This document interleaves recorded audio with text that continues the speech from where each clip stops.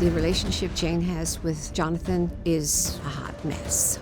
In the year and a half, they've never met face to face.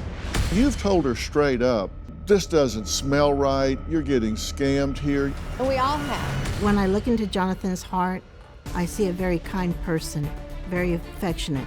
I look at those lips and all I want to do is just kiss them. Jonathan started his dream job about 11 months ago on a construction site. The problem is he is in debt from previous projects. Once Jonathan's debt is paid in full, he will acquire $10.3 million for earnings that he has done on previous jobs. He cannot leave the construction site until his debts are paid. He is being held hostage. After knowing Jonathan for 2 weeks, I started sending him money. I have sent him almost $1 million. Jonathan convinced me to sell my house so we could be together. So he convinced you to sell your house. Yes, he did. What's happened to all this money that you sent him? That's a good question. I really Well, don't know I think the it answer. is. Jane says it's hard to believe someone could just make up an identity. But her Aunt Patty says she thinks that's exactly what's going on. Hands down, my niece Jane, she is being scammed. I have no idea how much Jane has sent this man. I have no idea. You're at $966,000. Yes, I'm a gambler. Yeah. I have no What is- words. Jonathan won't tell Jane his current location, but she does know where he was renting a home at the time they met.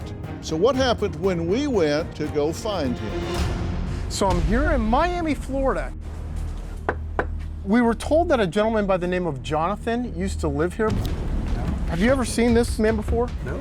Have you ever seen this guy before? I have not. So we've combed the entire neighborhood. Nobody recognizes him. Nobody knows him. Does he look familiar at all? Not at all.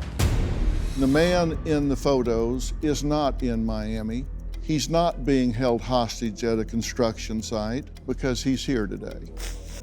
And his photos have been used without his consent. He is not part of this scam whatsoever. He is a victim of this scam. Come on out.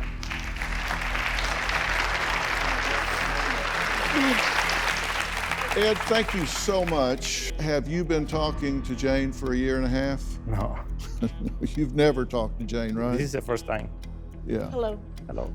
And this is not Jonathan. His name is Ed. It's really hard to look at you. I'm sorry for what you're going through.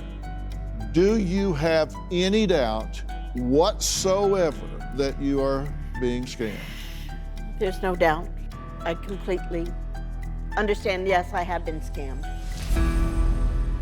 After the taping, I was backstage with Ed, and we took a photo together, and I sent a copy of it to Jonathan. I said, hi, honey. Don't we look great together? I thought I was done with Jonathan, but unfortunately, I wasn't. Jonathan started apologizing and admitting that he lied to me, I'll never lie to you again. and I wanted to believe him. He was going to get his $10.3 million, and I thought we were going to live happily ever after. Yes, he was a liar, but I thought he loved me. I disregarded Dr. Phil's advice because I was so in love with Jonathan, I couldn't believe it was a lie.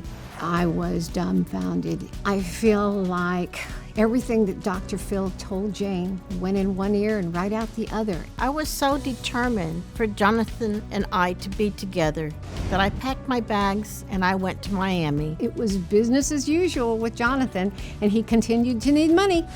Once I got to Miami, I sent an additional $150,000 to Jonathan. There was always an excuse, a setback after setback.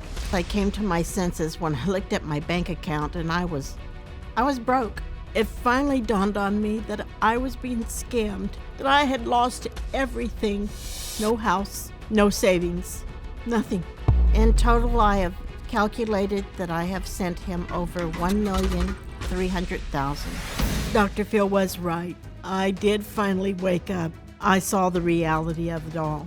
I feel very humiliated. I do want to thank Dr. Phil for doing his best for every attempt he made to let me see the light. Do you have a story or a question for me? Click the link in the description and tell me what in the world is going on.